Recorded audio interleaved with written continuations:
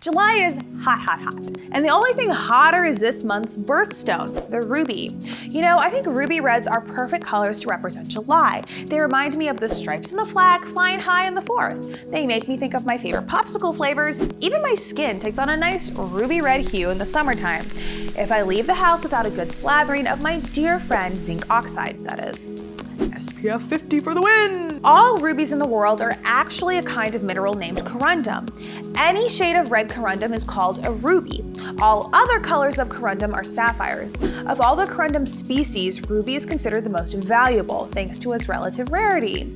Ruby gets her reds thanks to the element chromium. The root word for this is chroma, which meant color to the ancient Greeks. Blue corundum, sapphire.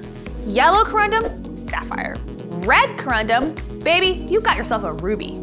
But what about pink stones? There's no official clear-cut line between a pink sapphire and a red ruby, but as the saying goes, the difference between a ruby and a pink sapphire is whether you're buying or selling.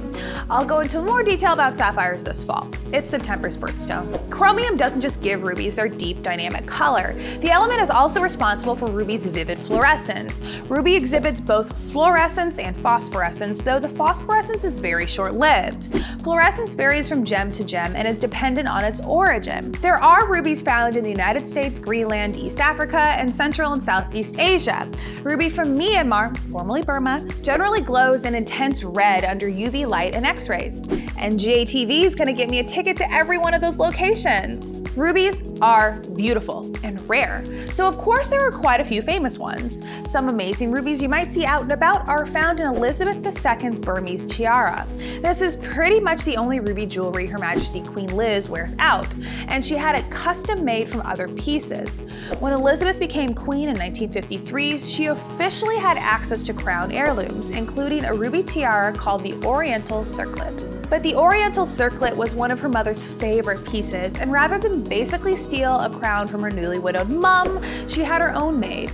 The Oriental Circlet became the queen's after her mother died in 2002, but she's only worn it in public once. The Sunrise Ruby is a pigeon's blood ruby from Myanmar and named after a work from the 13th century Persian poet Rumi.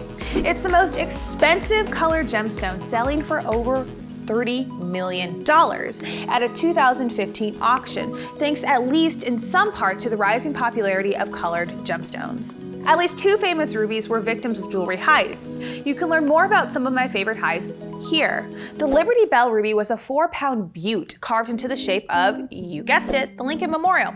Just kidding. It was carved in honor of the Liberty Bell that was sadly stolen from a Delaware jewelry store in 2011. The DeLong Star ruby, a gorgeous cabochon exhibiting asterism, was stolen in a famous 1964 jewel heist.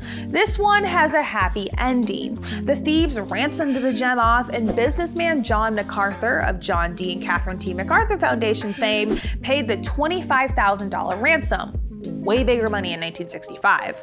And the DeLong Star ruby was recovered, where else? In a phone booth near Palm Beach. Some famous gemstones like the Terra ruby and Black Princess ruby were eventually discovered to not be rubies at all, but rather fine red spinel. Before the 1800s, all red gemstones were described as ruby, including red spinel and red garnet. As gemology advanced, it became way easier to distinguish between ruby and other red gems. Can you tell the difference between ruby and spinel? How many tiaras does your mother own? Head to the comments and let us know. And while you're at it, don't forget to like and subscribe.